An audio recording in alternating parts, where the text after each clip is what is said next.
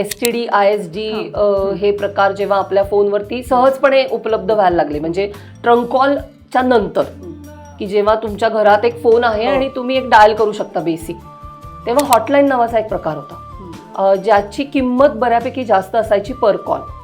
म्हणजे जर तुमचा नॉर्मल कॉल ₹1 असेल फॉर एक्झाम्पल, तर हॉटलाईन्स ह्या साधारण ₹14, ₹15, ₹20 असा पर मिनिटचा रेट त्यांचा असायचा. आणि त्याच्यावर काय असायचं तर ऑब्व्हियसली समोरनं कोणीतरी एक स्त्री तुमच्याशी अतिशय उत्तेजक पद्धतीने बोलायची. सो ह्या हॉटलाईन्स आपल्याकडे होत्याच.